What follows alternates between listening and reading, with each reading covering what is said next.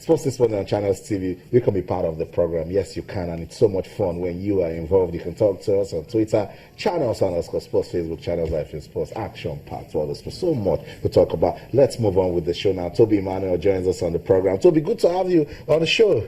Long time, great to see you. Good to see you too. Pictures yesterday. Let's stay with the show, Toby. Let's stay with the show, Toby. I listened to Cecilia all the way from Cameroon. She said a lot, but it's just disheartening that at this stage, semi-finals, close to the finals, players are still asking for bonuses and allowances. Yeah, it's one of those issues. It's just unfortunate that the Nigerian Football Federation are passing through a very difficult situation, and also, but it's also not too impressive that they too are not trying to manage situation, so they give room for speculations and allow people to talk.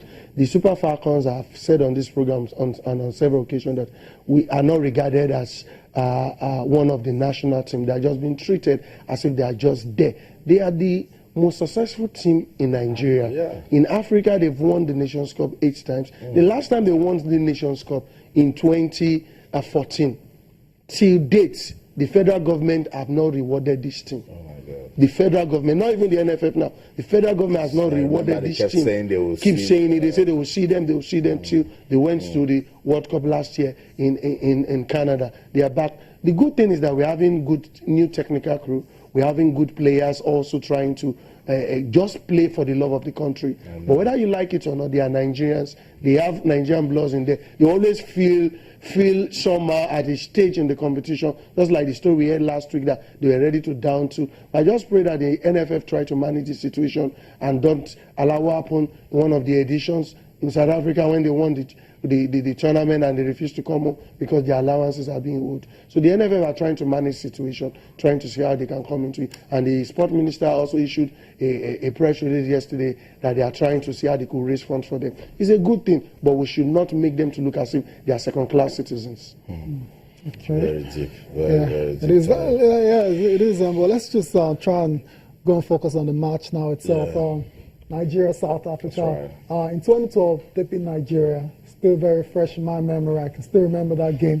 But later tonight, I mean, where do you think this game is going to be won? Do you think it's going to be strictly down to the coaches, that's Omagbemi and Ellis, or do you think the players will be the main actors? Now we have the players, we have the coaches, and we have the tactical approach to be deploying to the game. Now the good thing about it is just like the information Cecilia gave to us, they know most of our players. They've been. I listened to the captain talking yesterday. Say it's going to be a war playing against Nigeria. That they've beaten Nigeria once and they know what it takes. If they could beat Nigeria, they know what is at stake. But nevertheless, we have what it takes to win the game. What we just need to do, even though they are focusing, they know our players are focusing on Asisat Oshoala, but they've forgotten that we have a team that anybody, Ngozi Okobi can score. We have a player in Desire Baranose. We have other great players, even Francis Odega, even from the defenders, even Anome Ebi. She can score if she gets the crosses right. It's just for them to play their game and enjoy their game. Okay. Nigeria, we are winning. That's right. So we're winning. What score line? 2-0. 2-0. We've listened to Coach Florence Omagbemi. Let's balance things up now. Let's listen to the South African coach, Elise, who is actually a friend to Florence Omagbemi. She's saying they will just stay focused and do what they have to do. Let's listen to her right back. And as I said, we have a plan and we need to execute the plan 100%. Because it's not just Nigeria, you're playing the defending champions and you have to respect that as well. But when we go onto the pitch, it's 11 versus 11 and it's who executes the plan the best. With regards to beating Nigeria, and the whole continent will be happy, we've beaten them in 2012 when we went to Equatorial Guinea. In football, nothing is impossible. But you have to have the belief, which I know we do have, and you have to execute your plan really well. I don't think it's about me tomorrow. I'm just the tool at the top. If it was about me, then I'd be losing focus of why we're here. As a group, we decided that we would like to win the goal. That was our aim right from the beginning. And all I'm here to do is to coach the team, motivate the team, and encourage the team, and obviously make the decisions when it needs to be made, and get the tactics right, and then for the players to implement it. So all of us would like to win tomorrow, because that is why we're here. And not just for ourselves, but we have such good support back home, our federation, all the fans that regularly come to the games, and our sponsor, and it would be fantastic if we can do it for them, because when we do it, it's not just ourselves, it's for the whole country. And I think if we're not mentally ready now, then we shouldn't be here. We shouldn't be sitting here. But I believe that we have a plan, and as I said, if we execute the plan, and we have to be at the top of our game for the full 90 minutes or whatever duration the game is, and if we execute our plan well, we will be victorious. Coach Ellis, your friend Florence will not allow you to execute that plan. Toby, it's a South African team. When you listen to the coach, you will know that, yes, they mean business, and they're saying they can shock Nigeria. Yeah, they have what it takes to shock Nigeria. What they lack in players, in talent, they have it in organization, they have it in planning, and their talent also, they are also stepping up to the occasion, and they're playing well. We saw what they did at the last Olympics. Organization gave it to South Africa, and if we don't take our chances, we could just bring the surprise. But I believe the Super Falcons has what it takes to win 2-0. I stand by my word. 2-0. Very confident. 2-0. Very confident. Okay, Cecilia said 2-1 or 3-1. You 2-0. Tai, I'm waiting for you. You never get to give me. He's always running away. He's always running away for score. Man, I ask you for the results and you don't give me anything. You tell me you're not the one playing the game. This part's blown. I'll tell you after the game. After the game. Yeah, we'll talk about it after the game. I mean, Toby, we obviously we talked about the strikers will play a very key role in this game, the likes of Asa Oshoala, but Desire Okparanosey hasn't started the game yet. I mean, do you think Florence Mangum is going to bring her on this time, or she's still going to keep playing that role from the bench? In the past, what we used to have, we have Desire Okparanosey starting as the top striker, with Asisa Oshoala supporting. While all attention is on Desire Okparanosey, it makes the opportunity for Asisa Oshoala to free herself and score some of those goals. But in this game, we have what Florence Omagbemi has done was to bring Francisca Odega to operate from the left and also allow the long passes from the back. And that's why has contributed to most of those goals Asisa Oshoala has scored. But against the South African team that are very compact, they are technical, they are also physical. Even though they like to play a very stylish game.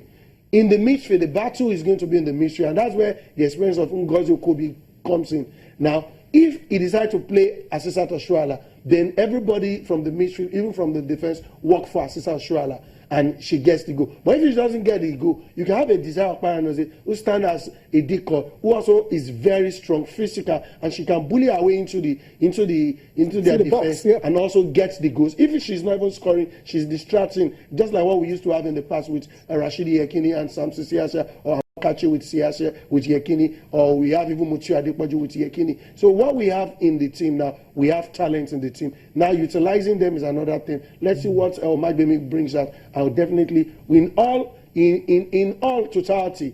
Omagbemi has what it takes to, whether you start Oshoala or play Okparanosey with Oshoala. They've done very well with Francisca. We've not seen more of Esther Sunday, who runs on the flags, even though she dribbles a lot. And let's see also, but Odega also is in the team, and Okobi in the midfield, and also the long passes from the defense is also one of those that gave Oshoala. If you check the 4 goals she scored in that match, she got most of the passes, those long, and she burst into the defense and she got a goal. So no matter the situation, we're going to get the win. I'm so just confident. Yeah, very confident. Just like the way I told you about the Super Eagles when I came here. Very confident. I like Toby's confidence. Come on, women's football. No. I've been with the team for more than 10 years. But it's okay to also be careful with the semi-final. Yes. Anything that makes the semi-final, speaks They've quality. got a chance, yeah, surely. And that's why it's going to be 2-0. It's not a high score. It's not going to be. It's not a massacre. Gimme. Okay. It's not going to be a massacre because South Africans have grown into the game with their experience. They played at the Olympics. They played in Seven Nations Cup, and they also are building talent. And the good thing about it, they are under 17 and under 19 team. They are developing. We are seeing translation from that youth team into the senior team, and most of the players are young. So the South Africans, they've been able to narrow the gap, obviously. They'll be looking to cause an upset today. Let's go and listen to South African striker Jermaine Siposenwe. She's been speaking ahead of tonight's game against Nigeria. No, I know, honestly speaking to you, I probably only know one player on that Nigerian team, Oshoala, and that's it. So I don't know any of the other players, which for me, it does not then sink into my psyche. I don't know any of the defensive players. For me, it's all about my performance and my team's performance, and so it's about what happens on that field. I believe in my team. I believe that we are capable of shocking everyone, and so making disrespectful remarks doesn't really faze us. We have now found our scoring, prowess.